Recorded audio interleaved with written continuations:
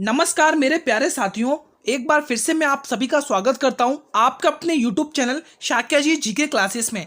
तो जैसा कि आप सभी को पता है, हम आरपीएफ की तैयारी कर रहे हैं, दोनों यानी कि कांस्टेबल और सब इंस्पेक्टर दोनों की तैयारी कर रहे हैं दोस्तों। ठीक है, आप लोगों को मैं बता दूं दोस्तों, आज हमारी आरपीएफ की दोस्तों कौन सी 24वीं क्लास है दोस्तों, कौन सी है 24वीं क्लास है दोस्तों। ठीक है, हम ऑलरेडी 23 क्लास कंप्लीट कर चुके हैं दोस्तों। जिसने नहीं देखी है वो जल्दी से जाइए, वीडियो के डिस्क्रिप्शन में प्लेलिस्ट का लिंक दिया हुआ, आप लोग कंटिन्यू वॉच कर लीजिए दोस्तों। ठीक है, हमारा टारगेट दोस्तों 50 क्लासेस का रहने वाला है। इन 50 क्लासों के दोस्तों आपकी एक भी क्वेश्चन आपके एग्जाम से बाहर नहीं जाने दूंगा, ये 100% की गारंटी है दोस्तों। वो हर एक इंपॉर्टेंट क्वेश्चन करा दूंगा जो आपके एग्जाम में देखने को मिलेगा दोस्तों। ठीक है दोस्तों, अगर आपको जीके जीएस में 50 में से 50 करने हैं तो ये 8 PM पर क्लास आती है डेली। ये जीके जीएस की ताबड़तोड़ 8 PM पर क्लास आती है। आप लोगों को डेली बेसिस पर जुड़ना होगा दोस्तों, अगर आपको जीके जीएस मजबूत करनी है तो दोस्तों। ठीक है, और अभी जिसने 6 PM पर जो मैथ और रीजनिंग की क्लास नहीं देखी है वो जल्दी से सभी स्टूडेंट उस क्लास को भी देख लेना दोस्तों। ठीक है, बिना देरी करे क्लास को स्टार्ट करते हैं। क्वेश्चन नंबर 465 बताइए दोस्तों, गतका युद्ध कला निम्न में से किस राज्य की प्रसिद्ध है दोस्तों? बताइए क्या होगा इसका सही जवाब दोस्तों, कमेंट करिए दोस्तों। क्या राइट ऑप्शन रहने वाला है इस प्रश्न के लिए, कमेंट करिए दोस्तों, क्या राइट ऑप्शन होगा। गतका युद्ध कला निम्न में से किस राज्य की प्रसिद्ध है? हिमाचल प्रदेश की, महाराष्ट्र की, पंजाब की, लाठी की, या फिर दोस्तों ये यहाँ पर तो आंसर ही लिख दिया मैंने। ये लाठी किसकी है दोस्तों? पश्चिम बंगाल की। मैं आपको बता देता हूँ, पश्चिम बंगाल की मैं लिख देता हूँ दोस्तों। यहाँ पर बंगाल की है ना, ये लाठी बंगाल और पंजाब की, बंगाल और पंजाब की है। बंगाल और पंजाब की है। कौन सी है लाठी? कहाँ की है युद्ध कला? बंगाल और पंजाब की है। ठीक है, बताइए दोस्तों गतका युद्ध कला कहाँ की प्रसिद्ध है? तो गतका युद्ध कला दोस्तों पंजाब की प्रसिद्ध है दोस्तों। ऑप्शन सी को लॉक करेंगे। महाराष्ट्र में दोस्तों आप कौन सी कला ध्यान रखेंगे? मर्दानी युद्ध कला है दोस्तों महाराष्ट्र की। मर्दानी अगर चित्रकला पूछ ले तो रंगोली और वारली और रंगोली। ठीक है, हिमाचल प्रदेश की बताइए दोस्तों, HP हिमाचल प्रदेश की युद्ध कला टोडा। क्या ध्यान रखेंगे? ठोडा है ना, ठोडा, ये हिमाचल प्रदेश की युद्ध कला है दोस्तों। पंजाब की मैंने आपको बताई दी है, गतका है दोस्तों। ठीक है दोस्तों, ध्यान रखिए। और पंजाब की अगर चित्रकला पूछे तो फुलकारी चित्रकला, ध्यान रखना दोस्तों। ठीक है, नेक्स्ट क्वेश्चन बढ़ते हैं। क्लास के अंत तक बने रहिए दोस्तों, बहुत ही इंपॉर्टेंट क्लास होने वाली है। अगर जीके जिसमें से 50 में से 50 क्वेश्चन करने तो क्लास को पूरा अंत तक वॉच करिए। और आपके लिए मैं चैलेंज लेके आया हूं दोस्तों इस क्लास के अंदर कि आपको 20 क्वेश्चन पूछे जाएंगे, उसमें से आप कितने क्वेश्चन सही करते हैं, ये आपके लिए चैलेंज है दोस्तों। आप लोग इसको एक्सेप्ट करिए और अपनी तैयारी को एनालाइज करिए। वन विहार राष्ट्रीय उद्यान किस राज्य में स्थित है? गुजरात में, हरियाणा में, मध्य प्रदेश में या अरुणाचल प्रदेश में? कमेंट करिए दोस्तों, कमेंट करिए दोस्तों, क्या होगा इसका सही जवाब दोस्तों। वन विहार राष्ट्रीय उद्यान दोस्तों, कंफ्यूज ना हो दोस्तों। गुजरात में कौन सा है? गिर वन राष्ट्रीय उद्यान है दोस्तों। गुजरात में कौन सा है? गुजरात में गिर वन राष्ट्रीय उद्यान है। इसमें आप कंफ्यूज ना हुए दोस्तों, गुजरात में गिर वन राष्ट्रीय उद्यान है। पंजाब में सुल्तानपुर और कालेसर, पंजाब में सुल्तान, ठीक है, सुल्तानपुर, पंजाब में सुल्तानपुर और कालेसर राष्ट्रीय उद्यान है। ठीक है, कालेसर। और अरुणाचल प्रदेश में नामदफा, एक नामदफा इंपॉर्टेंट है दोस्तों, बार बार पूछा जाता है। नामदफा राष्ट्रीय उद्यान अरुणाचल प्रदेश का दोस्तों। ठीक है, और मोलुंग भी ध्यान रखेंगे, मोलुंग राष्ट्रीय उद्यान। ठीक है, ठीक है, मोलुंग राष्ट्रीय उद्यान, ये दोनों के दोनों अरुणाचल प्रदेश के राष्ट्रीय उद्यान है। अब देखो वन विहार के कहाँ का है दोस्तों? मध्य प्रदेश का। ऑप्शन सी लॉक करेंगे। अब वन विहार दोस्तों मध्य प्रदेश में और भी है, जैसे संजय राष्ट्रीय उद्यान, संजय, पन्ना, काना, पन्ना, संजय, माधव और डायनासोर जीवाश्म। ठीक है, और हाँ, डायनासोर जीवाश्म, ये पांचों के पांचों राष्ट्रीय उद्यान आपके मध्य प्रदेश के दोस्तों। अगर आपको दोस्तों इनके मुख्यमंत्री पूछ ले इन राज्यों के, जैसे गुजरात के भूपेंद्र पटेल हो गए, हरियाणा के नायब सिंह सैनी हो गए, मध्य प्रदेश के मोहन यादव हो गए, अरुणाचल प्रदेश के पेमा खांडू जी हो गए दोस्तों। ठीक है, तो ये कुछ इंपॉर्टेंट मुख्यमंत्री जो आपके स्टेट से पूछ लिए जाते हैं एग्जाम में। नेक्स्ट क्वेश्चन नंबर 467, सतलज और काली नदी के बीच स्थित हिमालय का भाग किस नाम से जाना जाता है? Most important question. Nepal Himalaya, Kumaon Himalaya, Assam Himalaya या कश्मीर हिमालय? सभी स्टूडेंट्स कमेंट करके बताएंगे क्या होगा इसका सही जवाब दोस्तों। जल्दी से कमेंट करिएगा दोस्तों। मेरे को ऊपर का बना देते हैं हम, है ना, ऊपर का हम बना देते हैं। ठीक है, ये हमने ऊपर का बना लिया दोस्तों। ठीक है, अब देखिए दोस्तों, सबसे पहले आपको पूछा सतलज और काली सिंध, सबसे पहले ये कहाँ से निकलते वो पता नहीं। ये रही सतलज, सॉरी सतलज क्या, सॉरी सतलज नहीं, ये आपके सिंधु रिवर है, यहाँ से आपके सिंधु रिवर निकलती है। ये कौन सी जा रही है भाई, सिंधु रिवर, सिंधु रिवर दोस्तों, ठीक है, ध्यान रखिएगा। ये हमारे लद्दाख के स्थान पड़ता है दामचौक, वहाँ से प्रवेश करती है पाकिस्तान में, एंट्री मारती है मिठानकोट से, ठीक है। तो ये सिंधु रिवर है, सिंधु। ये आपकी कौन सी रिवर है, सिंधु, ठीक है। सिंधु के जस्ट यहाँ पर पास में कौन सी भाई, सतलज, ये सतलज आ गई इसमें, सतलज, सतलज। ये कौन सी रिवर है भाई, ये कौन सी रिवर है गुरुजी, ये कौन सी रिवर है, सतलज रिवर है, सतलज। ये कौन सी है, सतलज, ठीक है, ये आपके सतलज है। और ये इसके पास में, ये इसके पास में ये कौन सी है, ये काली नदी, ये काली नदी, ये इधर निकली काली नदी। ये कौन सी रिवर है भाई, काली रिवर, काली नदी, काली नदी, ठीक है। काली नदी के जस्ट यहाँ पर निकल रही है ताप्ती नदी, कौन सी भाई, ताप्ती नदी, ताप्ती नदी, इसको टिक करिए, ताप्ती नदी, ताप्ती नदी, ताप्ती। और जस्ट ये यहाँ से ये निकल रही है दोस्तों, ये निकल रही है ब्रह्मपुत्र नदी, ब्रह्मपुत्र, ये है ब्रह्मपुत्र, ब्रह्मपुत्र। अब देखिए क्वेश्चन क्या बोल रहा है, सतलज और काली, किसकी बात कर रहा है, सतलज और काली सिंध नदी, ठीक है।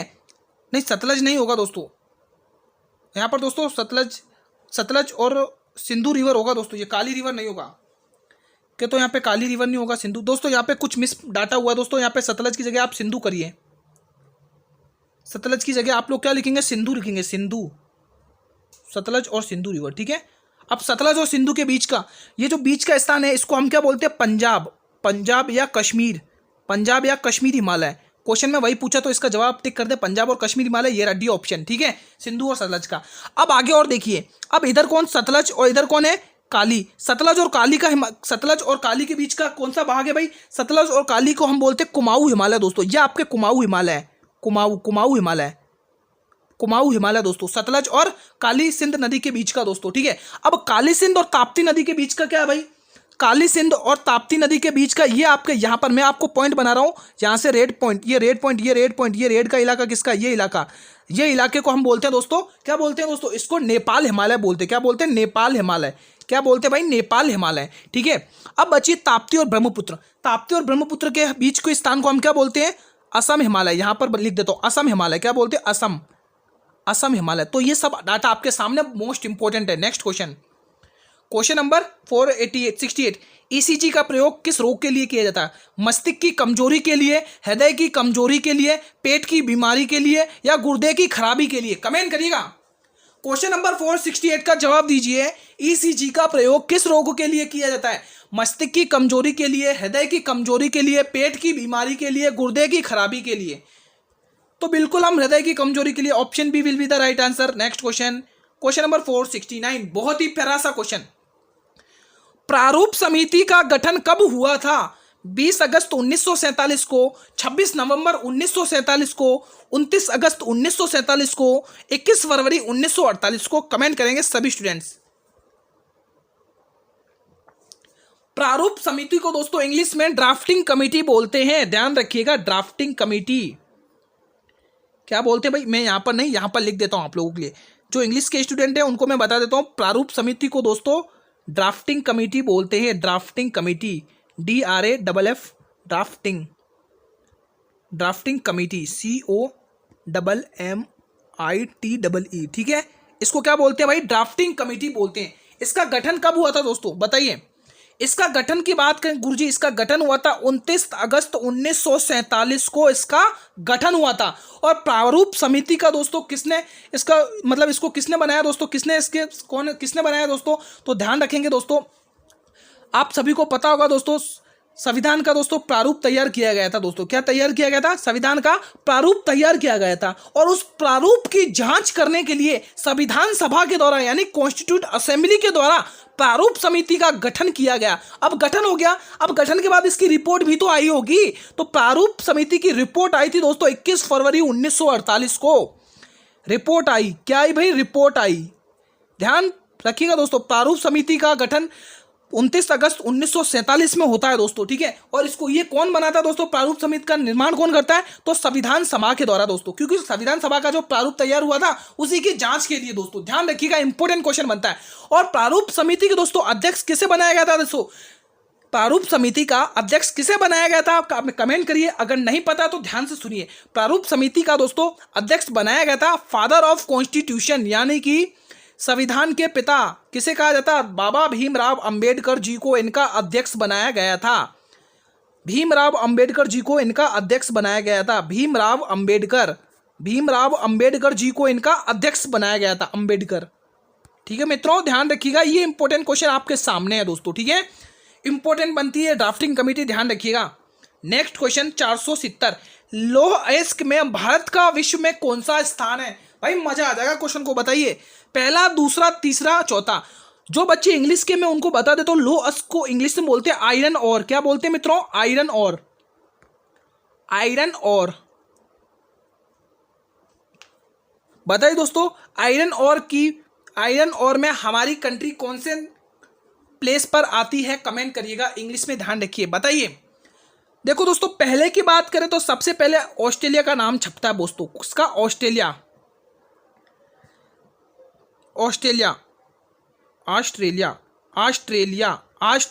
किसका नाम छपता है? पहले ऑस्ट्रेलिया का। दूसरा नाम छपता है आयरन और के मामले में ब्राजील। सबसे दूसरा कौन है भाई? ब्राजील।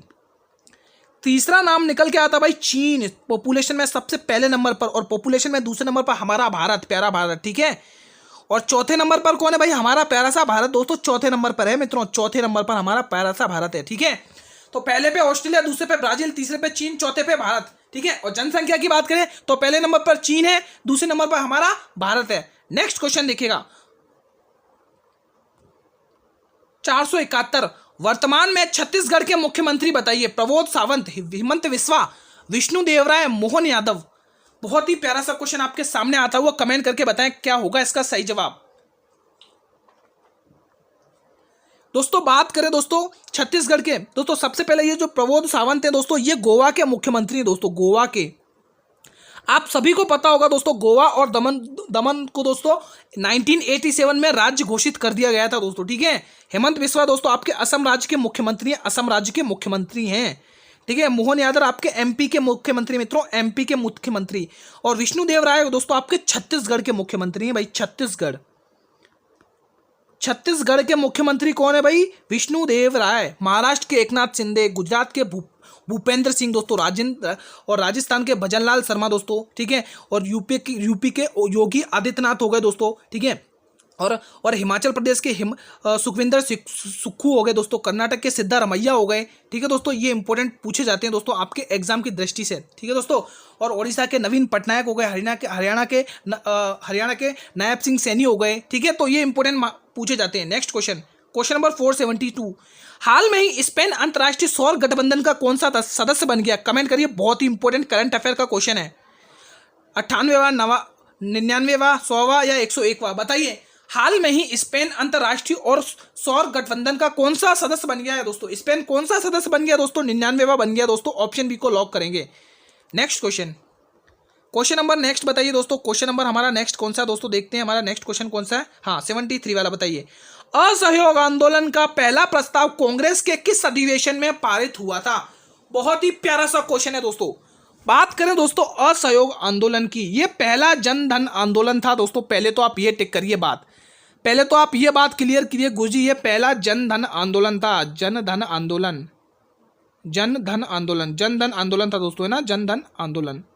ये पहला आंदोलन को इंग्लिश में बोलते हैं दोस्तों मूवमेंट, फर्स्ट मूवमेंट था, है ना, असहयोग आंदोलन, नॉन कोऑपरेशन मूवमेंट। ठीक है, असहयोग आंदोलन।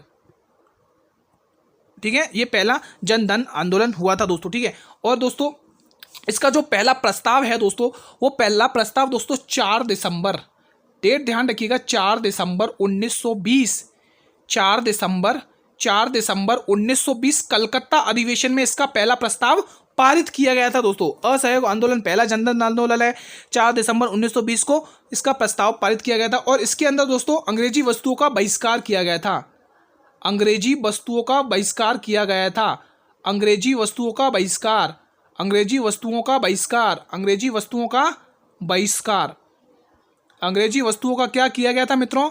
बहिष्कार। ठीक है, अब यहाँ पर दोस्तों ये हो गया, जब अंग्रेजी वस्तुओं का बहिष्कार हुआ था दोस्तों, तब यहाँ पर क्या हो गई थी, मजदूरों, हॉस्पिटलों, मजदूरों में और कॉलेजों, स्कूलों में बच्चों ने क्या कर दिया, हड़ताल कर दी थी दोस्तों। उसी हड़ताल के दौरान दोस्तों 4 फरवरी, डेट ध्यान रखिए, 4 फरवरी, थोड़ा 4 फेब लिख देता हूँ, फेब। ठीक है, हिंदी में स्पेस घेर लेगा, थोड़ा FEB लिख देते, फेब। 4 फरवरी 1922 को चोराचारी कांड घटना हो जाती है। बहुत ही इंपॉर्टेंट है, चोराचारी कांड घटना दोस्तों होती है दोस्तों, ठीक है। चोरा चोरी कांड घटना, चोरा चोरी कांड घटना, चोरा चोरी कांड घटना, ठीक है।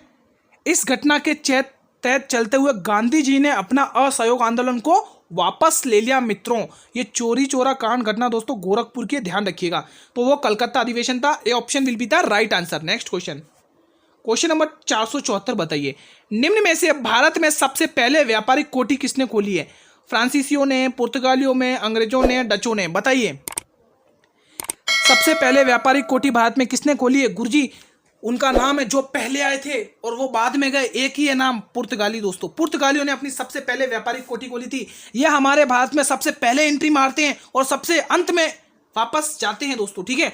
अब पुर्तगालियों की बात करें दोस्तों तो आप ध्यान रखेंगे दोस्तों, डेट ध्यान रखेंगे, 14 मई 1998, सॉरी 1498, 1498 को दोस्तों वास्को डिगामा आता है भारत में। वास्को डिगामा हमारे भारत में 3 बार आया, ध्यान रखिएगा। वास्को डिगामा ने भारत की खोज कर ली। जब ये आया था दोस्तों केरल के इलाके में आया था, तो वहां पर एक जमेरन नाम का शासक हुआ था, उसने इसका स्वागत किया, ठीक है। फिर उसके बाद ये अपने जाता वापिस, ठीक है, तो वहां पर सबको बताता है। फिर वहां से एक गवर्नर आता है दोस्तों। सबसे पहले 1503 में व्यापारिक कोठी खोली दोस्तों, पहले तो ये टिक करिए, 1503 में क्या करी? व्यापारिक कोठी खोली दोस्तों। कहां पर? कन्नूर केरल में, कोची केरल में दोस्तों, कोची केरल, ये कोची में खोली थी व्यापारिक कोठी। ये कहां पर है? केरल की, कोची केरल की दोस्तों, 1503 में। फिर 1505 में दोस्तों एक गवर्नर आता है पुर्तगालियों का, फ्रांसीसी दी अल्मेडा दोस्तों, उसने शांत जल नीति को अपनाया था दोस्तों, ठीक है। उसके बाद उसकी पुर्तगालियों की दूसरी कोठी आती है दोस्तों 1509 में, 1505 में, हाँ 1510 में व्यापारिक कोठी आती है दोस्तों कन्नूर केरल में दोस्तों, ठीक है। तब दूसरा गवर्नर कौन आता है?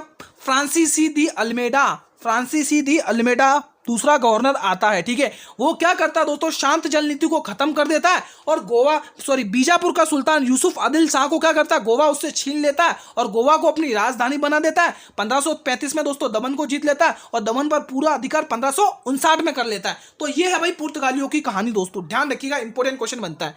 पुर्तगालियों की देन जैसे तंबाकू हो गई, प्रेस हो गई, ये कुछ देन है, ठीक है। नेक्स्ट क्वेश्चन आपके सामने, चलिए नेक्स्ट क्वेश्चन बताइए, क्वेश्चन नंबर 475, हॉर्नबिल फेस्टिवल किस राज्य का है? बताइए, मध्य प्रदेश, नागालैंड का, महाराष्ट्र का, मणिपुर का? बताइए क्या होगा इसका सही जवाब? सभी बच्चे बताएंगे दोस्तों। मणिपुर का यायोसांग दोस्तों बहुत पूछा जाता है, यायोसांग फेस्टिवल, यायोसांग। और चाई लहेवा है ना, लाई चखेवा भी कहाँ का है भाई? मणिपुर का लाई चखेवा, वाह ये वाह, ठीक है, लाई चखेवा, ठीक है। हॉर्नबिल फेस्टिवल बताना दोस्तों आपको। एमपी के बताइए कुछ इंपॉर्टेंट, अगर आपको एमपी के पता है तो एमपी के बताइए। नीरजा उत्सव दोस्तों, एमपी का नीरजा उत्सव, ध्यान रखिएगा, नीरजा उत्सव, विठोबा, ठीक है, नीरजा उत्सव हो गया, विठोबा हो गया। महाराष्ट्र में दोस्तों आप ध्यान रखेंगे सबसे ज़्यादा पूछा जाता है एलिफेंटा महोत्सव। एलिफेंटा एक द्वीप भी है दोस्तों, जिसको द्वीप भी है, ध्यान रखिए। एलिफेंटा महोत्सव हो गया। कच्चा घोड़ी काली घोड़ी गणेश चतुर्थी, ये सारे के सारे किसके फेस्टिवल हैं भाई? महाराष्ट्र के फेस्टिवल हैं दोस्तों, ध्यान रखिएगा। नागालैंड में दोस्तों आपको हॉर्नबिल फेस्टिवल देखने को मिलेगा, option B will be the right answer. Next question 476, golden चावल में किस विटामिन की मात्रा सबसे अधिक होती है? Vitamin A, vitamin C, vitamin D, vitamin B12? तो बिल्कुल विटामिन डी किसकी होती? विटामिन ए की किसकी होती है दोस्तों? यहाँ पर मैंने गलत ऑप्शन टिक कर दिया। बताइए गोल्डन चावल में किस विटामिन की मात्रा सबसे ज्यादा होती है? कमेंट करके बताइएगा दोस्तों। विटामिन B12 की दोस्तों किसकी होती है? विटामिन B12 की। नेक्स्ट क्वेश्चन नंबर 477, हाइडे स्पिच का युद्ध कब लड़ा गया था? बहुत ही इंपॉर्टेंट क्वेश्चन है भाई, बहुत ही इंपॉर्टेंट क्वेश्चन है। इसको आप हाइडे स्पिच का युद्ध बोल दो गुरुजी, चाहे इसको झेलम का युद्ध बोल दो दोस्तों, झेलम का युद्ध, चाहे इसको हाइडे स्पिच का युद्ध बोलो, चाहे इसको झेलम का युद्ध बोलो, चाहे इसको वितास्ता का युद्ध बोलो, वितास्ता। ये वितास्ता क्या है गुरुजी? वितास्ता क्या बला है गुरुजी? वितास्ता झेलम का प्राचीन नाम है, झेलम नदी का प्राचीन नाम है। ये युद्ध लड़ा गया था 325 बीसी में, 325 बीसी में। किसके द्वारा? एक तरफ तो था सिकंदर, जिसने भारत को जीतने का सपना देखा था दोस्तों, सिकंदर। और दूसरी तरफ थे हमारा पंजाब के राजा पुरो, जिसको आप राजा पुरोस बोलते, राजा पुरो, ठीक है। इनके बीच में ये युद्ध होता है 325 में दोस्तों। झेलम नदी के किनारे ये युद्ध हुआ था, इसीलिए इसको झेलम का युद्ध कहा जाता है, वितास्ता का युद्ध कहा जाता है, हाइडे स्पीच का युद्ध कहा जाता है। आप सभी को पता होगा सिकंदर भारत में आता है 326 बीसी में, लेकिन जाता 325 बीसी में। कुल 18 महीने तक भारत में रहकर गया है दोस्तों। सिकंदर की वाइफ दोस्तों रैक्सेना है दोस्तों, पूछ ली जाती है एग्जाम में, ठीक है।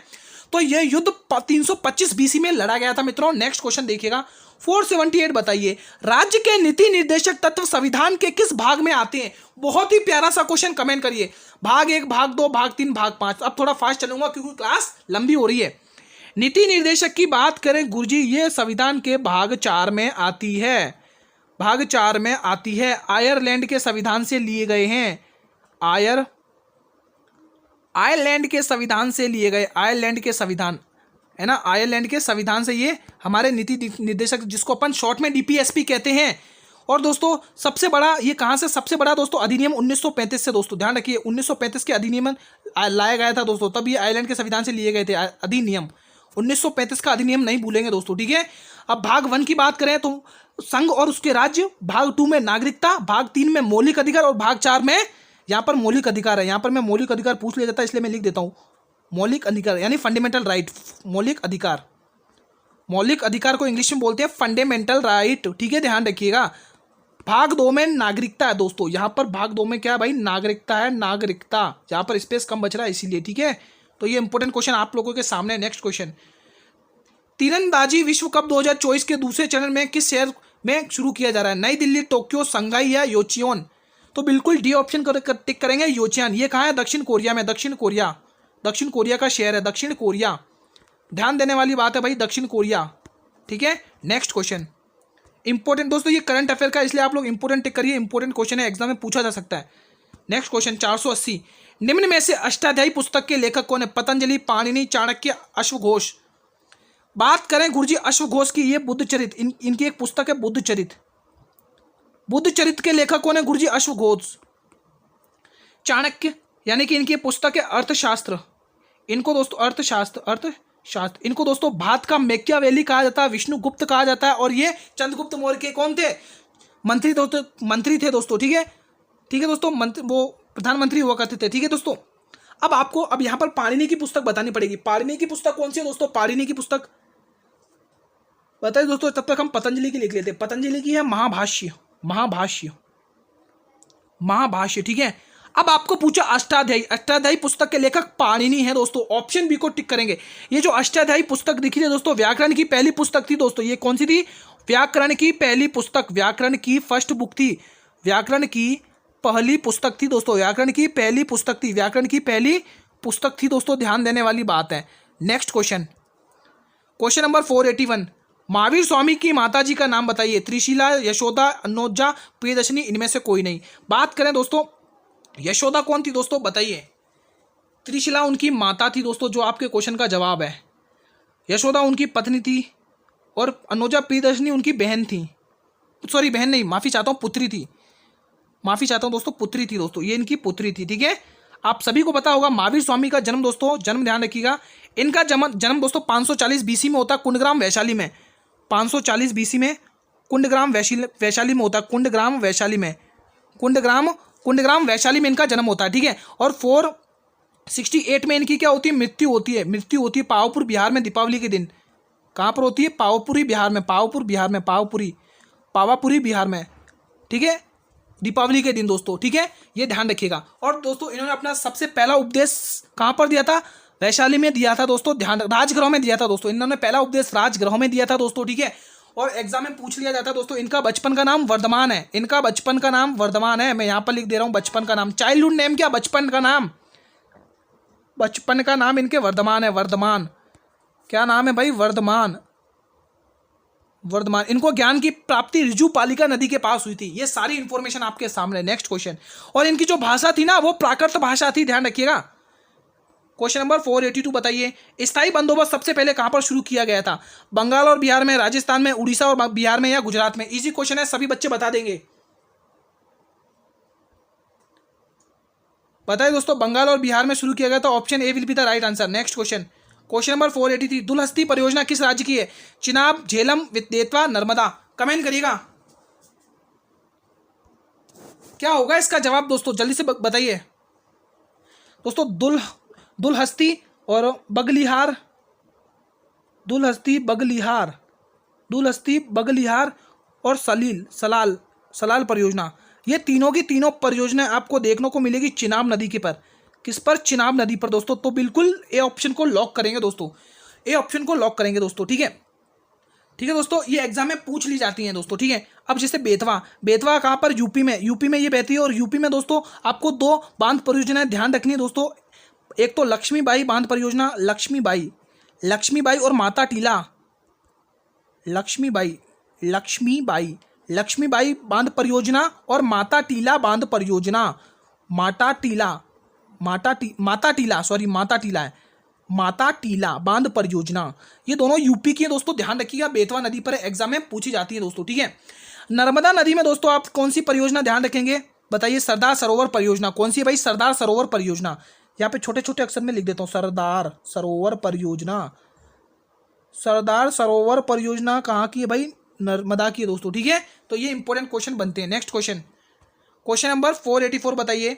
विटामिन सी का रासायनिक नाम बताइए। रेटिनॉल, कैल्सीफेरॉल, एस्कॉर्बिक अम्ल या राइबोफ्लाविन। ये विटामिन डी है, विटामिन डी का केमिकल नेम है भाई, विटामिन डी का। विटामिन सी का आप लोग केमिकल नेम बताइए। Vitamin, what is the capital name of vitamin C? Tell me fast.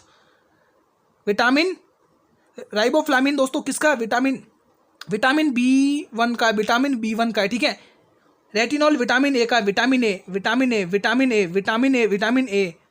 ए और विटामिन ए की कमी से रतौंधी बीमारी होती है। कैल्सीफेरॉल विटामिन डी का, विटामिन डी कैल्सीफेरॉल। और विटामिन डी की कमी से कौन सी बीमारी होती है गुरुजी? रतौंधी बीमारी होती है। कौन सी बीमारी होती है? रतौंधी बीमारी होती है। ठीक है दोस्तों, रतौंधी बीमारी होती है। नहीं, रतौंधी तो आपको ए से होती है, विटामिन डी से रिकेट्स की बीमारी होती है। और ये किसका? विटामिन सी का है। विटामिन सी कैल्सीफेरॉल किसका है? सॉरी, एस्कॉर्बिक अम्ल। विटामिन सी की कमी से स्कर्वी रोग होता है। ठीक है, तो बिल्कुल ए ऑप्शन को टिक करें। नेक्स्ट अंतिम प्रश्न देखिए। हीराकुड बांध किस नदी पर बनाया गया? महानदी, भागीरथी, दामोदर या बराकर नदी? चलिए एक एक करना स्टार्ट करते हैं। महानदी, सबसे पहले हम यहाँ से स्टार्ट करेंगे। बराकर नदी, बराकर नदी पर दोस्तों आप ध्यान रखेंगे दो बांध हैं। एक तो मैथान बांध और तेलैया, ये दोनों के दोनों बांध दोस्तों आपको झारखंड में देखने को मिलेंगे। झारखंड में ये दोनों के दोनों बांध आपको झारखंड के बांध हैं दोस्तों। आप सभी को पता चलेगा दोस्तों, झारखंड में दोस्तों। ठीक है, ये दोनों के दोनों बांध झारखंड में दोस्तों। ठीक है, एग्जाम की दृष्टि से इंपॉर्टेंट है। दामोदर घाटी परियोजना 1948 में दोस्तों शुरू होती है दोस्तों। ठीक है, यहाँ पर 8 प्रमुख बांध है, जिसमें से चार बांध हैं मैथान, तलैया, पंचेत और कोनार बांध। ठीक है, दामोदर नदी में आपको बता चुका हूं दोस्तों। भागीरथी पर दोस्तों आप टिहरी बांध ध्यान रखेंगे। टिहरी बांध विश्व का, भारत का सबसे ऊंचा बांध टिहरी बांध किस पर है? भागीरथी, टिहरी बांध। ठीक है, भागीरथी नदी पर है दोस्तों। ठीक है, महानदी पर आपके हीराकुड बांध बना हुआ दोस्तों। ठीक है, नेक्स्ट क्वेश्चन। ठीक है, आज हमारी क्लास यहीं पर वाइंड अप होती है दोस्तों। ठीक है, बताइए दोस्तों, आज की क्लास में आपको किसी भी क्वेश्चन से कोई भी डाउट हो तो आप लोगों के लिए कमेंट बॉक्स बनाया हुआ है दोस्तों। आप लोग बेझिझक होकर कमेंट करिए, किसी भी क्वेश्चन से डाउट हो। क्लास कैसी लगी आप सभी से रिक्वेस्ट है, कमेंट जरूर करिएगा। और क्लास अच्छी लगी हो तो दोस्तों एक बार इस क्लास को जरूर लाइक जरूर कर देना दोस्तों, और अपने सभी मित्रों में क्लास को शेयर जरूर करना दोस्तों। अगर आप डेली ये क्लास देखते हैं जीके जीएस की दोस्तों, तो आपके 50 में से 50 क्वेश्चन कहीं नहीं गए दोस्तों। 50 में से 50 फोड़ कर आओगे, गारंटी है मेरी। क्वेश्चन एक भी क्वेश्चन बाहर नहीं जाने दूंगा। ठीक है मित्रों, चैनल पर भी पहली बार विजिट कर रहे हो तो चैनल को भी मित्रों सब्सक्राइब कर लेना और बेल नोटिफिकेशन को भी प्रेस कर देना, ताकि मैं जब भी यूट्यूब पर क्लास लेके आऊं तो यूट्यूब सबसे पहले नोटिफिकेशन आप लोगों को ही भेजे दोस्तों। ठीक है, मैं आपको टाइम बता देता हूं दोस्तों। जीके जीएस सबसे पहले हम मैथ रीजनिंग से स्टार्ट करेंगे। देखो, आपके भले आप इंस्पेक्टर की तैयारी कर रहे हो, सब इंस्पेक्टर की, भले कांस्टेबल की, कोर्स सेम रहेगा। मैथ और रीजनिंग की, मैथ प्लस रीजनिंग, ये मैथ प्लस रीजनिंग दोस्तों आपके 6 PM पर क्लास आती है मित्रों। ठीक है, आप सभी को पता है मैथ और रीजनिंग 70 नंबर का वेटेज रखती है, तो 70 नंबर आपके लिए मायने हैं दोस्तों। ठीक है, और जीके जीएस की क्लास आपके आएगी जीके प्लस जीएस, इसमें जीएस भी शामिल होगी, या आपके 8 PM पर क्लास आएगी, 8 PM पर डेली। अगर आप सिलेक्शन लेना चाहते तो इन दोनों क्लासेस को डेली देखिए, मैं गारंटी देता हूं दोस्तों एक भी क्वेश्चन बाहर नहीं जाने दूंगा। हर क्लास की पीडीएफ आपको मिलेगी बिल्कुल फ्री ऑफ कॉस्ट, मेरी जिम्मेदारी है दोस्तों। आप लोग मेरे टेलीग्राम चैनल को ज्वाइन करिए, लिंक वीडियो के डिस्क्रिप्शन में, टेलीग्राम चैनल का लिंक वीडियो के डिस्क्रिप्शन में ज्वाइन करिए, हर क्लास की पीडीएफ मिल जाएगी। यहां पर आज हमने आरपीएफ की 24 क्लासेस कंप्लीट कर दी है दोस्तों, जिसकी प्लेलिस्ट आपको इस वीडियो के डिस्क्रिप्शन में मिल जाएगी, आप लोग देख लीजिए। कल हम इसी टाइम पर मिलेंगे, तब तक के लिए मित्रों जय हिंद, जय भारत, वंदे मातरम, धन्यवाद।